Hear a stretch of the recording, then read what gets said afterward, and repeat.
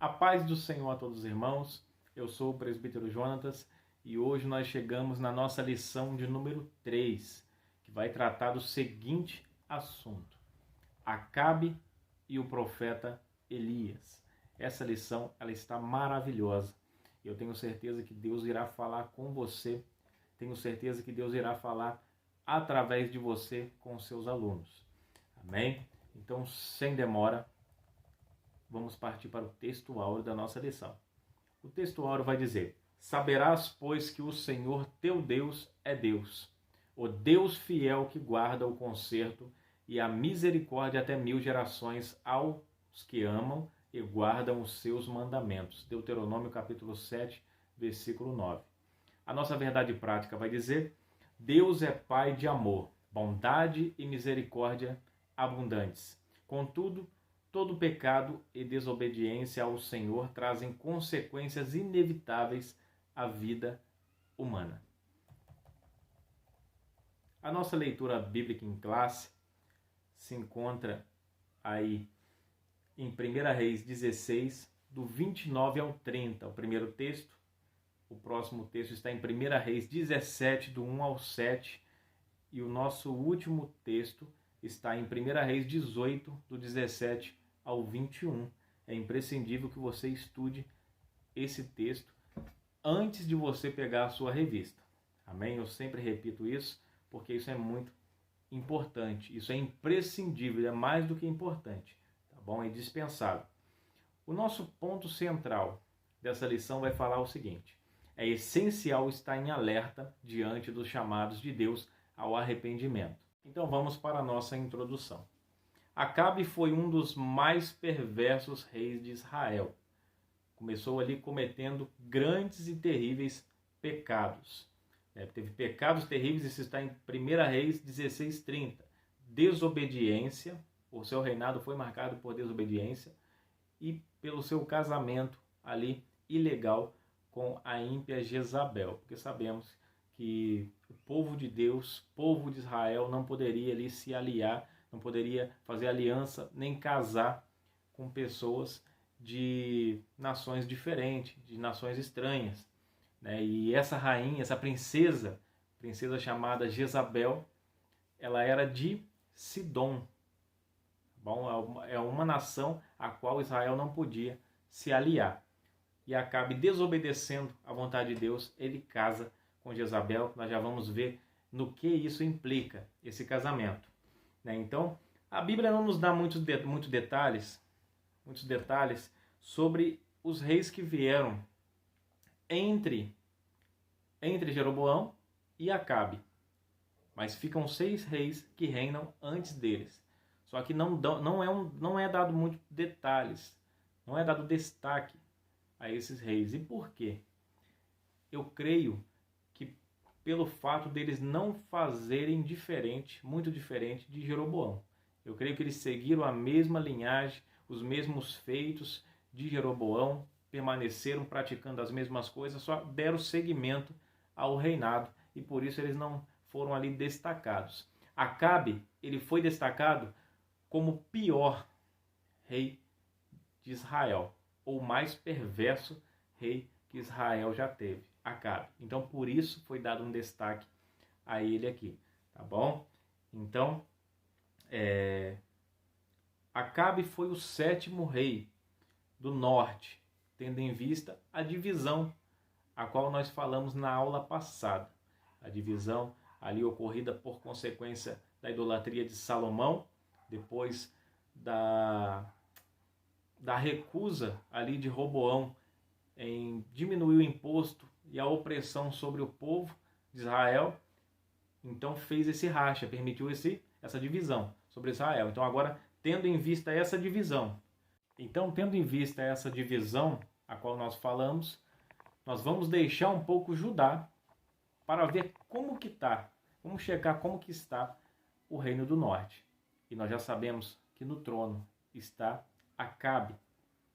Com a morte de seu pai, ali Onri, ele passa a reinar e a Bíblia já dá esse destaque, que ele foi um rei perverso, que reinou de maneira leviana, que foi um rei iníquo. e que não foi muito diferente ali de sua esposa. O que a sua esposa veio a fazer, veio a piorar, somar negativamente para o seu governo ali. E nós vamos entender isso de acordo com a palavra de Deus, de acordo com essa lição.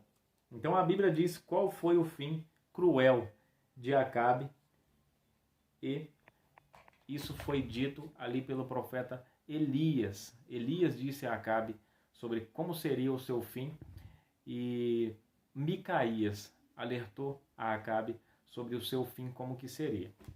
E nós vamos ver tudo isso na lição, tá bom? Aliás, a morte mais terrível que teve entre eles foi a morte de Jezabel.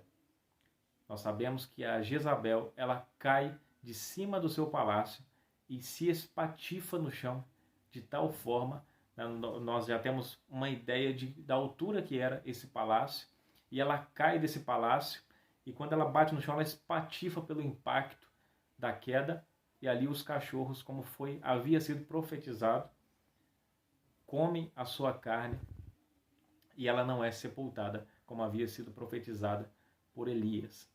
Amém, irmãos? Então, tendo em vista essa introdução, nós vamos agora adentrar ao nosso primeiro tópico da nossa lição, que tem o seguinte título: O casamento de Acabe com Jezabel.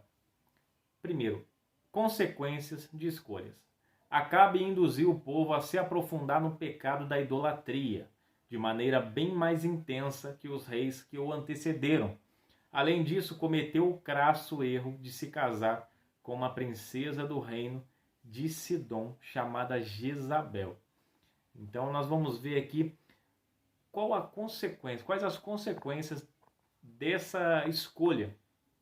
E depois nós estaremos trazendo aí uma aplicação para nós, uma aplicação prática para a nossa vida. Porque sim, eu sei que nós fazemos muitas das vezes escolhas erradas, e muitos de nós estamos pagando o preço por não ter atendido aos sinais aos quais Deus nos deu antes de tomarmos as nossas decisões, antes de fazermos as nossas escolhas. Temos que Acabe por ignorar isso. Ele acabou pagando um preço muito alto. Nós vemos que Acabe, ele não apenas pecou, mas ele induziu, levou o povo a pecar. Então esse foi um dos maiores erros de Acabe. Ele não apenas decidiu por conta própria pecar, ele sendo rei, eu vou pecar e pronto. Mas ele induziu o povo ao erro. E a Bíblia vai dizer, nós temos essa referência, se você quiser anotar, muito importante que você anote essa referência, Mateus 18:6, onde Jesus vai dizer: qualquer que fizer qualquer um desses pequeninos tropeçar, ele fala, melhor lhe fora que amarrasse uma corda no pescoço, amarrasse numa pedra e pulasse no meio do mar. E ele está dizendo sim. Olha o que Cristo está querendo dizer com essas palavras. É melhor ser suicida do que ser promotor de escândalo. É melhor ser suicida do que levar pessoas a caírem, a pecar. Então você tem a noção de como que essa ação de Acabe desagradou a Deus. A taça estava quase se enchendo. E ela se encheu. E nós vamos ver o que ocorreu quando essa taça se encheu. Quando a taça de Deus, a paciência de Deus chegou no limite. Porque, sim, a paciência de Deus, ela tem limite. Deus, ele é longânimo, mas uma hora a paciência se esgota. E quando ela se esgota, Deus executa o juízo. E como nós lemos aqui na nossa verdade prática, vai dizer que Deus é Pai de amor, bondade e misericórdia abundantes. Contudo, todo pecado e desobediência ao Senhor trazem consequências inevitáveis à vida humana. E eu marquei a referência, marque aí essa referência, porque é muito importante. Tiago 2,13 vai dizer que Deus é amor, Deus é misericórdia, mas vai dizer que o juízo de Deus, ele é sem misericórdia para quem não teve misericórdia. Então é muito importante que você guarde isso. Deus, ele é amor, sim, e há pessoas que só guardam esse atributo de Deus, amor, mas esquece que Deus também é justiça, é juízo. E isso é imprescindível de nós levarmos em conta. Precisamos considerar isso. Então esse foi um dos maiores pecados e erro ali de Acabe. E o outro foi se casar com essa princesa chamada Jezabel, e você já vai conhecer ela a partir de agora. Quem foi Jezabel? Jezabel, devota de Baal e Azera, 2 deuses adorados pelas nações vizinhas de Israel. E é por isso que eu disse que eles não podiam se aliar.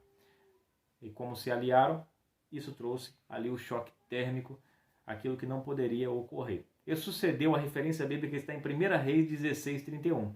E sucedeu que, como se fora pouco andar nos pecados de Jeroboão, ou seja, de idolatria, filho de Nebate, ainda tomou por mulher a Jezabel, filha de Etibaal, rei dos Sidônios, e foi e serviu a Baal e o adorou. Então acaba que ele, casando ali com Jezabel, ele praticou ali mais um deus, mais alguns deuses entraram para a sua coleção. Os deuses de Jezabel passaram a ser os seus deuses também, para você ter a noção da seriedade do pecado desse homem.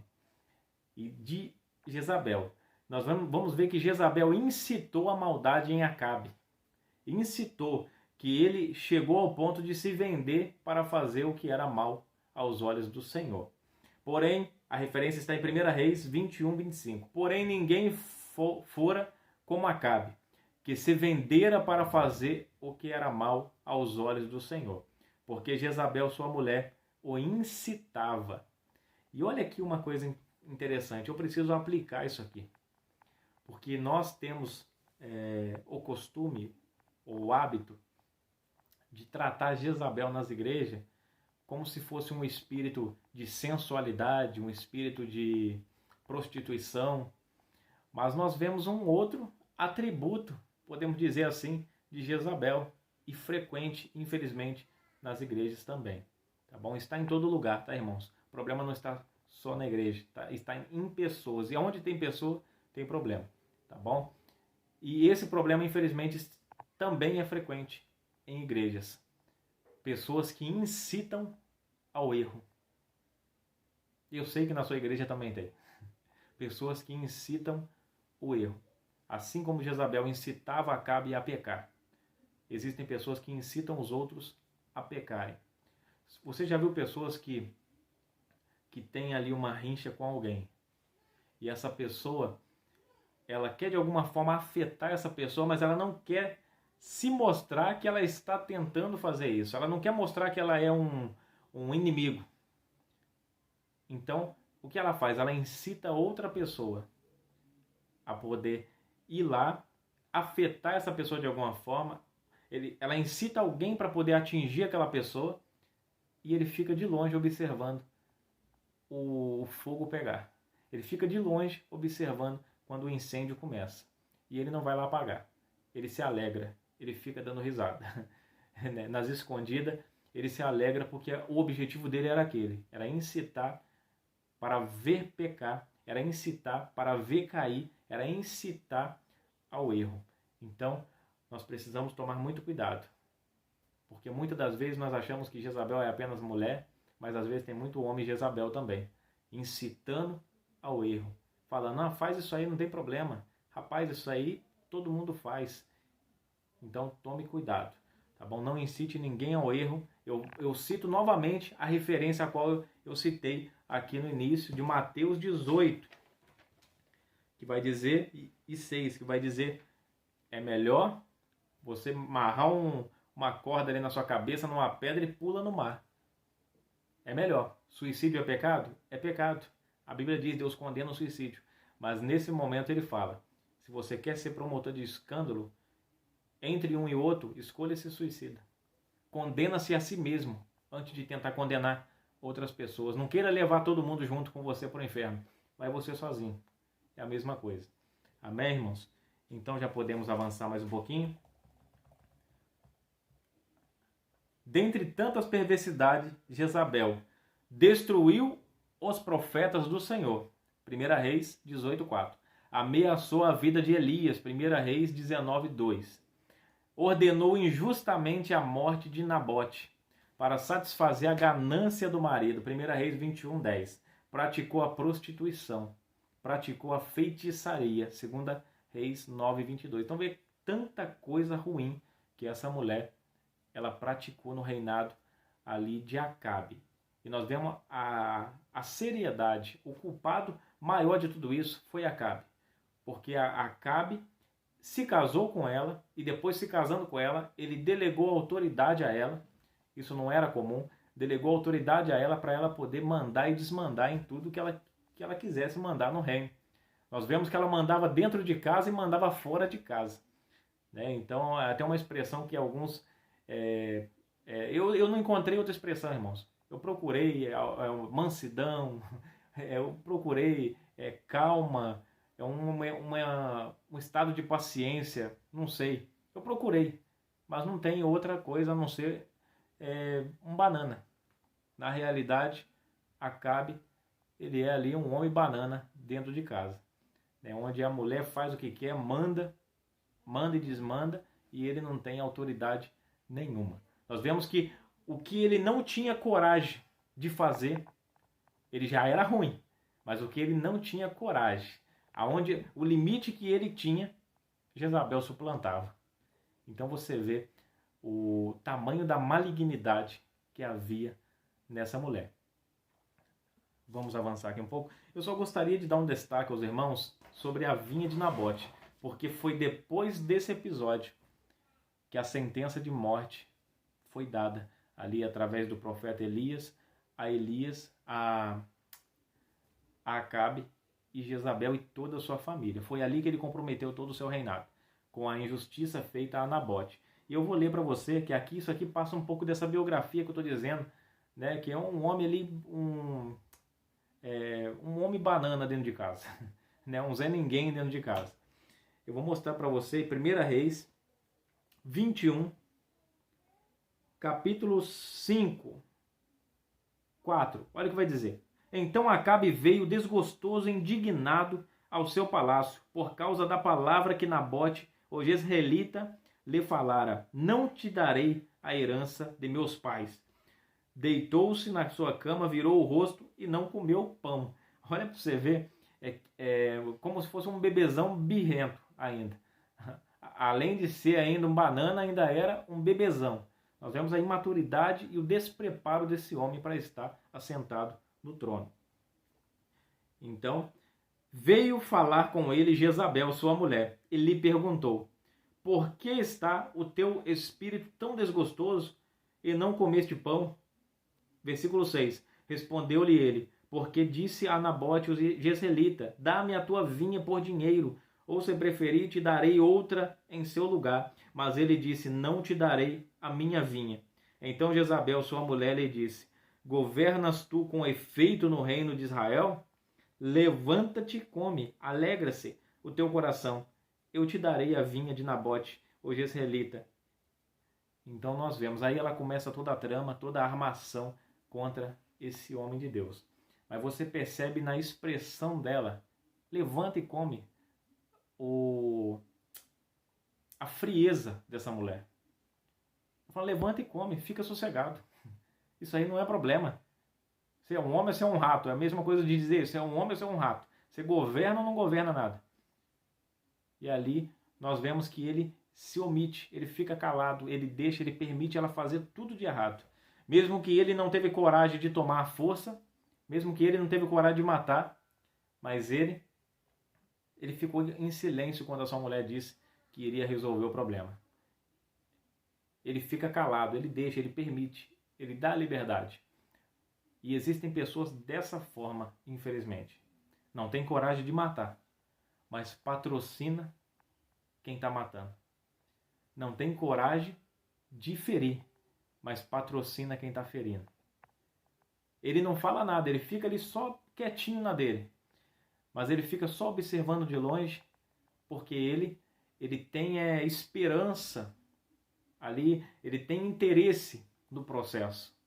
Então que Deus venha aí expelir esse espírito de Jezabel, de Acabe, dentro das igrejas. Amém? No trabalho, no meio familiar, dos parentes, que Deus ele venha aí ter misericórdia das nossas vidas. Amém, meus irmãos? Então vamos apenas estar fazendo mais um comentário aqui sobre isso. Muito importante esse comentário, porque Jezabel, ela pensa que assim é muito fácil. Tudo que ela quer é muito fácil, é sangue frio. É só ir lá. Se você quer, não quer te dar, a gente mata. A gente toma força. A gente tem poder para isso. É abuso de poder. Mas aí, olha o que acontece. Olha como o nosso Deus ele é cuidadoso, é zeloso. E ele sempre interfere quando há injustiça. Nós vemos aqui no versículo 15. Ouvindo Jezabel que Nabote fora apedrejado e morrera, disse a Acabe: levanta-te e possui a vinha de Nabote, o jezreelita, a qual ele te recusou dar por dinheiro. Nabote já não vive, mas é morto. Ouvindo Acabe que Nabote era morto, levantou-se para descer a vinha de Nabote, o jezreelita, a fim de tomar posse dela. Olha, ele nem pensa, ele já vai. Ele não repreende o ato dela, ele apenas abraça a ideia, né, e parte para o abraço. Mas olha como que o nosso Deus é maravilhoso. 17. Então veio a palavra do Senhor a Elias o tisbita: levanta-te, desce para encontrar-te com Acabe, rei de Israel, que está em Samaria. Ele está na vinha de Nabote. Desceu até lá para tomar posse dela. Dirás a ele: assim diz o Senhor, não matastes e tomaste a herança? Então lhe dirás: assim diz o Senhor, no lugar em que os cães lamberam o sangue de Nabote, lamberão o teu sangue, o teu mesmo. Disse Acabe a Elias: já me achaste, ó inimigo meu? Respondeu ele: achei-te, porque te vendeste para fazer o que é mal aos olhos do Senhor. Por causa de uma vinha, por causa de algo que ele poderia ter e até melhor. Por causa disso, ele foi capaz de matar. Os irmãos podem observar que quem matou foi Jezabel. Mas Deus, ele conhecendo a intenção do coração, ele conhecendo a omissão do coração do homem, conhecendo que ele poderia ter falado ali para Jezabel: não faça nada, eu compro outra. Mas não falou nada, ficou quieto. Deus coloca na conta dele. Fala: Acabe, por que você matou ele? É a mesma coisa que Deus fez com Davi. E nós vemos aqui um contraste muito grande entre a vida de Davi e a vida de Acabe. Quando Natan, aqui é o mesmo cenário, nós vamos ver aqui Elias diante dele apontando e falando o erro dele. E ele, diferente de Davi, que se arrepende, que se humilha, que rasga as vestes, que decide ali, que se entristece com o pecado cometido, Acabe simplesmente retruca. Simplesmente Acabe ali aponta o dedo e fala: meu inimigo, você é meu inimigo. Já me achaste inimigo meu. Então você percebe um grande contraste, né? Nós percebemos uma dureza no coração ali de Acabe. E Acabe, nós vemos na história que ele era muito bom de desculpa. De desculpa ele era muito bom. Aliás, o ser humano é bom de desculpa. É muito ruim, é muito difícil reconhecer falha, reconhecer fracasso. Mas reconhecer fracasso é imprescindível para a transformação, para a mudança. Quem não reconhece fracasso, quem não reconhece uma falha, ele nunca estará apto para ser ali transformado, nunca estará apto para ser uma nova pessoa e nunca terá uma nova oportunidade. Porque se ele não está apto para reconhecer um erro, ele não está apto para corrigi-lo. Então ele nunca terá uma oportunidade.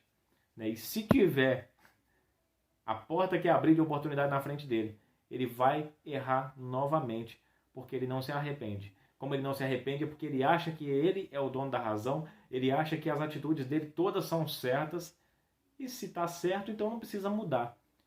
E se não precisa mudar, tendo que mudar, infelizmente, nós sabemos que o que se espera de uma pessoa assim é uma expectação terrível. ali uma expectação de dor lá na frente. Amém, meus irmãos? Então nós vemos que Davi, diferente dele, nós vemos no Salmo 51, que ele se arrepende. Isso não é expressão de um arrependimento verdadeiro. Lava-me com sopo e serei limpo.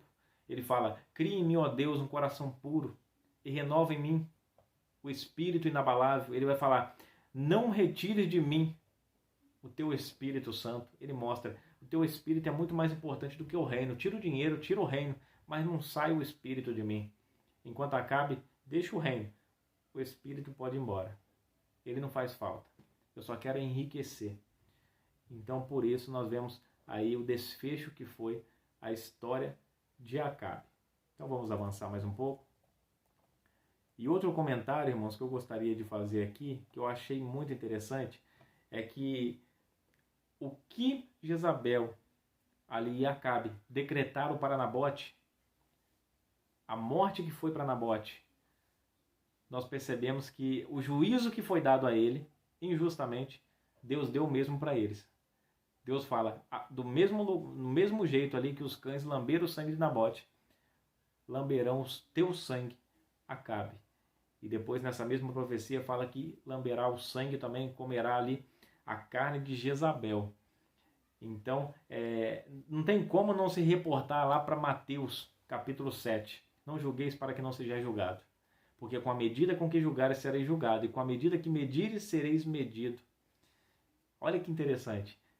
E quando nós vamos para Tiago, a referência a qual eu citei, Tiago, capítulo 2, versículo 13, que o juízo de Deus será sem misericórdia para quem não teve misericórdia. É como se nós estivéssemos ali na mesa, na frente, diante do juiz, e o juiz colocasse o réu em nossa frente, e ele colocasse uma espada e colocasse lá uma caneta.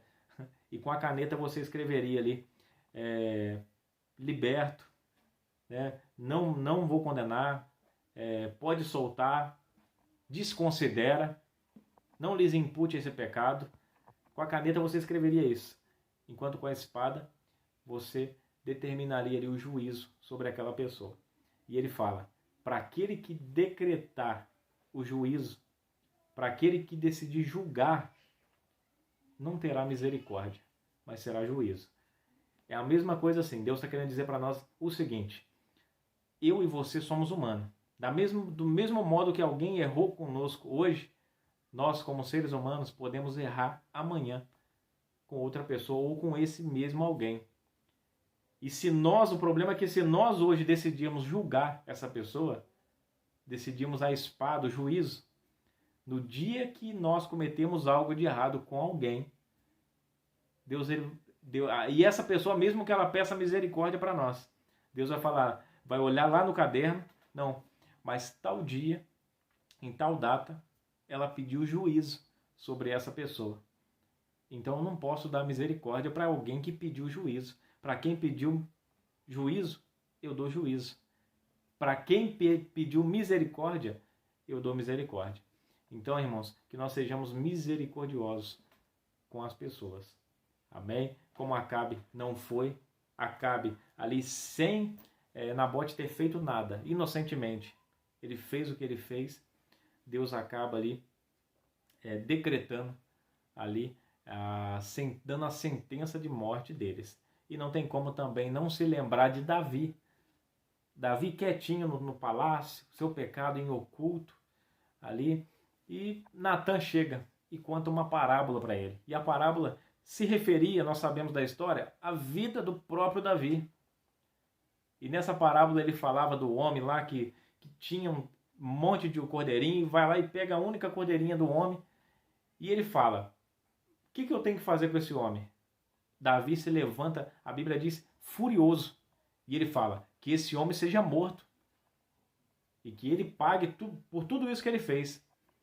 E nesse momento que ele fala isso, que ele decreta o juízo, para ele, eu imagino, irmãos, não tem como não pensar nisso, mas para você está sossegado, né? Para você esse juízo, né? Porque foi você que cometeu. Para você você não aceita esse juízo, mas para os outros você quer dar esse juízo. Então, irmãos, é muito fácil julgar as pessoas. Você percebe, Davi que havia cometido aquele pecado. Davi tinha pegado ali a única cordeirinha que o homem tinha. Ele tinha pegado. Ele merecia a morte. E ele próprio falou, não, esse homem tem que morrer. Mas se esse homem for você, Davi? E a Bíblia diz que quando ele aponta e fala, esse homem é você, a Bíblia diz que ele lamenta, que ele se humilha. É aquele momento que ele fala, caiu a ficha. Porque estava tudo em silêncio, Deus em silêncio, e de repente Deus ali, Deus fala, mas Deus fala sobre o seu pecado, Deus fala, Deus dá a sentença do juízo a qual o Senhor decretou devido ao seu pecado para ele. Amém, irmãos? Vamos avançar mais um pouco. Segundo tópico, a intervenção divina. Acabe é considerado o pior rei de todo Israel. Já falamos isso no início da lição. Primeira Reis 16:33. Também Acabe fez um ídolo, de modo que Acabe fez muito mais para irritar o Senhor, Deus de Israel, do que todos os reis de Israel que foram antes dele. Por isso eu disse lá no início que ele recebeu um destaque, porque ele foi o pior de todos aqueles que passaram. Agora Elias, um contraste. Elias, em obediência a Deus, confrontou esse rei e lhe deu a sentença de que não mais haveria chuva. A referência está em 1 Reis 17:1. Você anote tudo isso que nós estamos passando para você aqui. Então Elias, o tisbita dos moradores de Gileade, disse a Acabe, vive o Senhor Deus de Israel, perante cuja face estou, que nestes anos nem orvalho, nem chuva haverá, senão segundo a minha palavra. Nós vemos a intimidade, o relacionamento desse profeta com Deus. Uma coisa interessante, Elias tisbita, da cidade de Tisbe. E onde era essa cidade? Elias era de uma cidade que ninguém conhecia. Se você procurar no mapa, você vai ver lá Gileade, uma cidade de Gileade, e você vê de Gileade, você não encontra Tisbe. Era uma cidade escondida. Elias veio de um lugar onde ninguém nem sabia que existia. Ele surge sem genealogia, não sabemos quem é o pai, quem é a mãe, não sabe. Ele aparece ali como a única referência de outra pessoa que aparece dessa forma fugiu o nome da mente, é o sacerdote Melquisedeque, que aparece lá em Gênesis, sem genealogia, sem pai, sem mãe, e aqui também Elias da mesma forma. Então nós vemos, Deus tirou esse homem do lugar onde ninguém sabia nem que existia. Jezabel achou que tinha exterminado todos os profetas, mas de repente vem esse homem de Deus. E ele veio pronto para combater a idolatria naquele local. Ele veio para combater Baal, combater Azera ali em Israel. Ele não aceitava que eles fossem adorados como Deus em Israel, a terra onde o único Deus é o Senhor, nosso Deus, é o Senhor Javé, Criador dos céus e da terra. Então, o próprio nome de Elias já é uma declaração do chamamento dele, uma declaração da missão dele. E o significado do nome dele em hebraico é Jeová, Javé é o meu Deus. Javé é o meu Deus. Então, quando ele chegava, praticamente ele já dava um atestado para quem estava diante dele.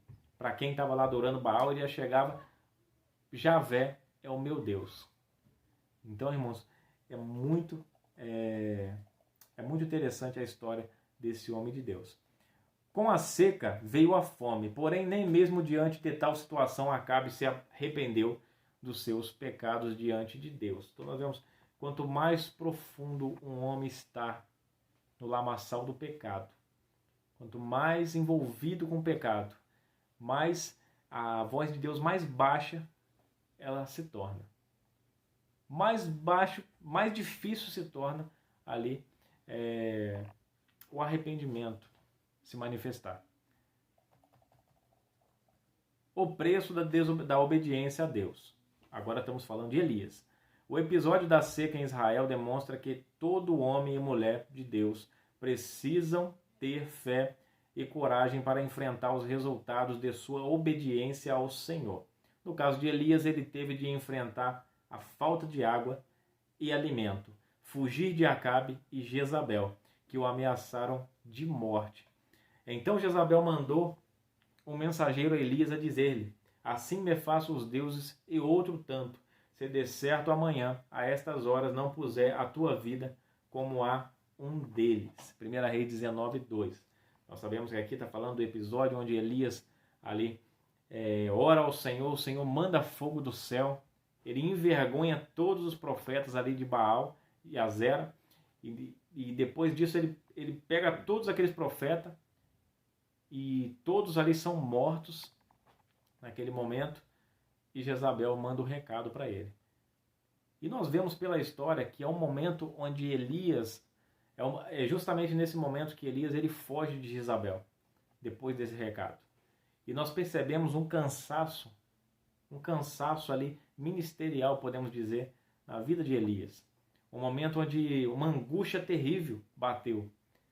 E por que veio essa canseira? Porque Elias esperava que depois de todo esse avivamento, o fogo desceu do céu, diante dos profetas de Baal. Eles viram o fogo descer, o único Deus que fez o fogo descer do céu. Ele esperava que o povo se rendesse aos pés do Senhor. Ele esperava que todo Israel aclamasse ali Deus, Javé, como o único Deus. Até a própria Jezabel. Ele esperava que Jezabel também se convertesse, que Acabe se convertesse, mas diferente de tudo isso. Acabou, o fogo desceu, todos aplaudiram. Cada um foi para sua casa. E continuaram adorando os deuses deles, Baal ali, Azera, os ídolos que eles tinham ali como hábito de adorar. E nesse momento só sobrou ele e a voz agora de Jezabel, que queria o matar. Então nesse momento nós conhecemos a história, ele vai até o deserto, ele anda quilômetros e encontra uma árvore de zimbro. Nós sabemos que zimbro é uma árvore que não tem quase nem folha. Nós vemos que Elias estava tão cansado. A canseira ali emocional, podemos dizer, de Elias, a angústia dele era tão grande, que ele se deita debaixo dessa árvore ali, que não tinha quase folha, então o sol batia nele, e ele pede para Deus: já basta, eu quero morrer, eu não sou melhor do que os meus pais. E pais ali eu busquei nas traduções para poder entender, porque há até um pensamento aí que seria os pais de Elias mesmo, que ele estava se referindo, mas nas versões mais antigas, como a literal, tá? As versões mais fiéis vão dizer nesse momento que ele estava dizendo a respeito dos seus antepassados. Fala, ao invés de pais, fala: eu não sou melhor do que os meus antepassados. Uma referência ali aos profetas que passaram, que morreram. Eu não sou melhor. Por que eu tenho que continuar vivo? A canseira fez ele pensar dessa forma. Mas Deus, ali nós vemos a intervenção de Deus naquele momento. A Bíblia diz que Deus entende a crise de Elias. Deus entende, ao invés de questionar, ao invés de tentar empurrá-lo, ao invés ali de interrogá-lo naquele momento de crise.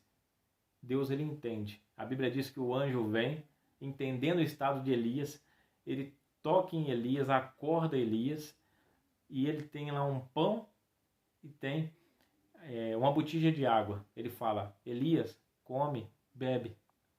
E depois Elias, a canseira dele era tão grande que ele volta a dormir. Depois o anjo vem mais uma vez e toca nele, acorda ele, e tinha pão e tinha água, e ele fala: levanta e se prepara, porque longe te será o caminho. Amém, meus queridos? Então, Deus, ele sempre intervém em nossas crises.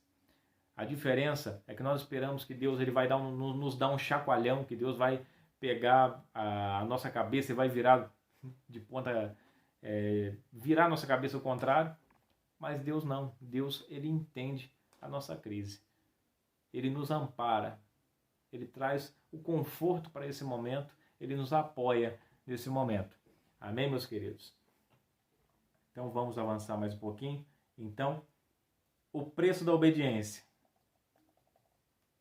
Muitas das vezes nós em obediência à palavra de Deus, nós causamos afronta na sociedade a qual vivemos. Nós sabemos que há coisas que a lei já determina que vai contra a palavra do Senhor. E é nesse momento que nós precisamos se manter firmes na palavra do Senhor. Porque Romanos 13 vai dizer que toda autoridade precisa estar sujeita às autoridades. Certo.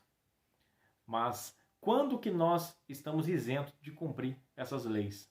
Quando essas leis andam em desacordo, em desarmonia com a palavra de Deus, com os princípios da palavra de Deus. Quando essas leis, instituídas por homens, ela anda em desarmonia com a palavra de Deus, você é liberado de cumpri-las, para cumprir a lei de Deus. Mas nesse momento, nós temos que se preparar, assim como Elias. Temos que se preparar para o confronto. Temos que se preparar para a indiferença. Se preparar ali para os preços que nós iremos pagar por rejeitar aí uma ordem dada à população, à sociedade. E nós não podemos cumprir. Amém, meus irmãos? Nós vemos aí em estados onde o evangelho não pode ser pregado e por pregar pessoas pagam com a vida. Você está disposto? Será que eu estou disposto? Eu espero que Cristo venha aí nos fortalecer a cada dia, nos dar coragem, valentia, firmeza, uma fé resistente para suportar todos os solavancos da vida, para suportar tudo que está por vir. Amém, meus queridos? Porque a nossa fé, ela pode abalar, mas ela não pode se esgotar. Vamos avançar? Entretanto, apesar das dificuldades pelas quais passou o profeta, a bondade e o cuidado de Deus o acompanharam, pois foi alimentado por corvos, com pão e carne 2 vezes ao dia. Você já pensou que coisa maravilhosa? Deus, ele nos tira, ele permite ali nós sermos ali atacados pela obediência à palavra dele. Ele permite o confronto, ele permitiu a fuga de Elias. Ele mesmo ordenou que Elias fugisse nessa primeira vez, ali no capítulo 17, não estou falando do episódio onde Jezabel, isso aí é no capítulo 18, tá, irmãos? Agora eu estou falando no 17, quando ele profetiza, ele fala, segundo a minha palavra, não haverá chuva. Tá? E é interessante dizer que aqui não está dizendo que essa palavra não era de Deus, que ela era de Elias. Tá, irmãos? Essa palavra, ela era de Deus, era a vontade de Deus para que Elias falasse. Mas aqui, isso determina um nível de intimidade que o profeta tinha com Deus. E você quer ver um capítulo que explica o que aconteceu naquele momento? Porque nós vemos um momento em 1 Reis, quando Elias profere essas palavras. Segundo a minha palavra, não haverá chuva. E só isso, para por aí. Mas quando nós vamos para Tiago, nós entendemos. Quando chega em Tiago, Tiago vai dizer que ele não apenas falou aquelas palavras. Ele fala que depois dele ter proferido essas palavras, ele vai citar que Elias, sujeito às mesmas paixões que nós, ele orou pedindo chuva. Então, nós entendemos agora. Ele fala, mas ele ora a Deus. Senhor, esse povo é mais ou menos assim. Esse povo, eles estão afrontando o teu santo nome. Eu creio que é quase a mesma oração que ele fez ali para o fogo cair do céu. Tá bom, irmão? Isso aqui não está na Bíblia, mas é uma conjectura para facilitar o entendimento. Tá? Mas orando ali, o povo afronta o seu nome. Então, cessa. Permite a sequidão. Permite tudo isso para que o povo se volte para o Senhor. E a Bíblia vai dizer que Deus ali, ele permite a seca vir sobre todo Israel naquele tempo. A ponto ali de nós vamos entender pela história que o próprio rio onde Deus mandou ali o profeta, quando ele teve que fugir de Jezabel, que ele fica ali no Querite, ele se alimentava, os corvos traziam por ordem de Deus pão e carne todo dia, 2 períodos. de manhã e trazia depois ali à tarde. Duas alimentações que ele tinha por dia. Irmãos, na seca, 2 alimentações por dia. Muitas pessoas estavam sem comer. Muitas pessoas estavam sem água. Muitos já estavam morrendo. Mas Deus falou, pela tua obediência, eu te sustento. Quando Deus ele te manda fazer algo, ele se compromete com o resto. Ele se responsabiliza por todo o resto. Então nós precisamos sempre confiar no Senhor, na palavra do Senhor. E Elias fez isso. Elias foi ali para o Querite e fica ali. Quando se secou o Querite, Deus ele dá a palavra para ele. Secou o Querite, agora você vai para Sarepta e lá vai ter uma viúva que ela irá te sustentar.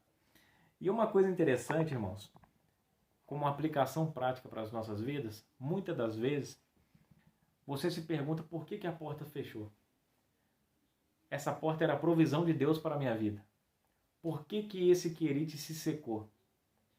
Quando o Querite se seca, quando a porta se fecha, é sinal que a fonte a qual você agora será alimentado, ela está aberta em outro lugar.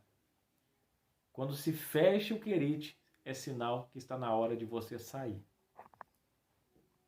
Quando fecha o Querite, quando se seca, quando os corvos param de trazer alimento, é sinal que aquele propósito para aquele fim está encerrado. E é momento de você partir para o rumo ao qual Deus irá te dar novamente.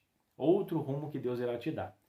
E naquele caso eu tenho certeza, irmãos, que há pessoas que precisam dessa palavra. Há pessoas que precisam ouvir essa palavra. A porta se fechou e você se pergunta por que ela se fechou. Não era a provisão de Deus? Sim, mas por um determinado tempo. Agora está encerrado. Para esse propósito está encerrado. Mas lá na frente tem uma porta que já está aberta. Uma porta, uma viúva que está precisando de você e você precisa ir até lá. E Elias ele vai e ali se encontra com aquela viúva e ele percebe que aquela viúva estava catando os últimos gravetos ali e ela fala, a fim de comer, fazer a última refeição e morrer. E Elias, ele fala, você não vai morrer não. Eu vim aqui, Deus me trouxe aqui para ser sustentado por você. Você não tem nada, mas Deus me disse que você vai me sustentar. Então, naquele momento, Elias entende o propósito e Elias já fala para ela, fala, não, traz primeiro para mim. Era a única coisa que ela tinha, irmãos. Você percebe que Deus, ele, muitas das vezes, mesmo a gente não tendo nada, ele pede coisas simples para nós. O pouco que nós temos, não estou falando de dinheiro, tá bom? Às vezes é uma adoração. Às vezes Deus pede um pouco mais de nós, de oração, de se humilhar na presença dele. É só mais um pouquinho. É só mais um pouquinho do seu esforço. Deus deseja que nós abrimos mão um pouquinho mais dos nossos desejos, das nossas vontades, para que ele ali nos atenda e cumpra a vontade dele, que o favor dele venha de encontro a nós. E foi com aquela viúva. Quando ela decide trazer para o profeta a única refeição que tinha, ela estava confiando fielmente naquele homem e no Deus daquele homem. E quando ela faz isso, vem a sentença. Fala, agora, pela essa atitude sua, a farinha da panela não vai se acabar. E o azeite da botija não se acabará enquanto a seca permanecer sobre Israel. Você já pensou? Numa seca como estava, todo mundo preocupado, mas aquela viúva estava tranquila, porque ela ouviu uma palavra da parte de Deus que enquanto a seca durasse, não ia faltar na panela dela. O alimento ia ter para ela e ainda ter ali para ajudar o profeta. Então, irmãos, nós percebemos que quando Deus faz, está em 1 Reis 17:14, quando Deus ele faz, quando nós, em obediência a Deus, fazemos a vontade de Deus, cumprimos o propósito a qual ele nos chamou, nós recebemos de Deus o seu favor em tempo oportuno. Vamos avançar mais um pouco. Terceiro tópico, o encontro de Elias com Acabe. Primeiro subtópico, um coração endurecido. A idolatria e a insistente desobediência do rei de Israel provocaram da parte de Deus uma grande seca que durou muito tempo. 1 Reis 17:1. A total falta de discernimento espiritual para perceber o que Deus estava fazendo através de Elias e a impossibilidade de se arrepender, mesmo com todas as evidências de que ele era o culpado de todos os males que estavam acontecendo, fizeram com que as consequências ainda mais graves viessem sobre a nação. A primeira palavra que o rei dirigiu a Elias foi de acusação. És tu perturbador de Israel? Seu coração estava tão endurecido em razão da recorrência do pecado que não havia mais jeito de ele voltar atrás e rever seu deplorável estado espiritual. Nós percebemos que Acabe foi um homem que ele apostatou da fé. E é preciso fazer uma diferença, estarei comentando apenas isso nesse comentário, nesse ponto da lição. Fazer uma diferença entre desviar-se e apostatar da fé. Apostatar é mais grave. Quem desvia, ele se afasta por um período de tempo, mas ele pode voltar a qualquer momento. Quem se apostata da fé, apostasia, é você mesmo diante de todas as evidências, mesmo diante de ter vivenciado coisas sobrenaturais com Deus, mesmo depois de experimentar a fé, mesmo crendo, dizer, eu não quero isso para mim, se afastar. Então, dá uma resposta negativa à fé. Isso é apostatar da fé, e isso é muito grave. A Bíblia vai dizer que a apostasia é uma das coisas que tira e que vai tirar muitas pessoas do caminho do céu. Amém? Então, Acabe não era diferente, ele estava nesse caminho exatamente. E por isso, ele não conseguia ir de encontro à vontade de Deus. Até porque ele sabia qual era a vontade de Deus. Mas ele escolheu, por livre e espontânea vontade, continuar no erro, continuar na idolatria, fazer aquilo que desagradava a Deus. E nós sabemos, nós vimos pela história, que isso foi dor, não só para ele, mas para todo Israel. Porque quando um rei governa segundo essas premissas, não só ele padece, mas todo o povo. A seca, a consequência do seu pecado não durou, não foi apenas, não atingiu apenas ele e a sua casa e Jezabel, mas atingiu toda a nação. Inocentes também sofreram ali as consequências. Amém? Então isso aqui é muito importante. Nesse ponto da lição, eu gostaria até de aplicar, trazer uma aplicação, a atitudes que nós tomamos.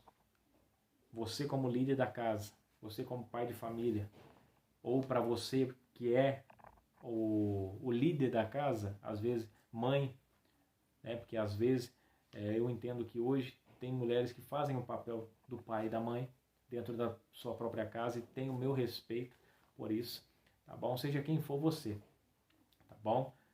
O líder da casa, as atitudes que você toma dentro do seu lar, a atitude que você toma que traz para dentro do seu lar consequências que não atingirão apenas você, mas atingirão todos que estão à sua volta.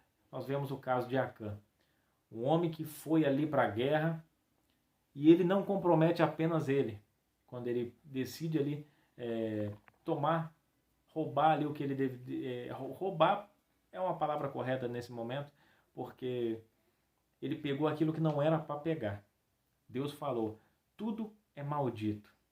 Tudo é maldito, nada pode se aproveitar. Diferente das outras guerras que deveria pegar o despojo, Jericó é tudo maldito. Eu só quero que pegue só o ouro, que é incorruptível, e a prata. Mas o restante, tudo será queimado. E quem pegar será maldito. Isso é o que Deus fala a Josué. E quando descobriram que Acã havia roubado, que havia pegado ali da capa babilônica e levado para sua casa, escondido debaixo ali da sua tenda, quando descobriram, já havia deixado Acã, por consequência desse pecado, já havia deixado um grande rastro de morte.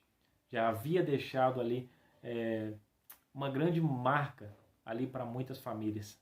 muitas famílias ficaram enlutadas devido à consequência dele ter pego algo que não era para ter pego. A Bíblia vai dizer que não apenas a sua família, ele morreu, mas também a sua família que não tomou, não teve parte, não teve participação nessa ação, também sofreu, foram apedrejados até a morte. Porque quando ele se fez maldito, toda a família dele passou a ser maldita também. Porque se fez, ele pegando da coisa que ele pegou, né, da coisa maldita, amaldiçoada, ele se fez maldito. E ele, sendo maldito como líder, toda a sua casa foi comprometida. E antes disso nós sabemos que só descobriram ali, porque Deus revelou, Deus disse quem seria, mas também porque foram para a guerra, algo que já estaria ganho, mandaram até menos soldados, mas quando chegaram, começaram a perder, perceberam que Deus não estava na guerra com eles. Então 36 homens morreram, a consequência do pecado de um homem. Então é preciso nós tomarmos cuidado. Às vezes nós pensamos, isso aqui que eu vou fazer aqui no meu trabalho não tem problema.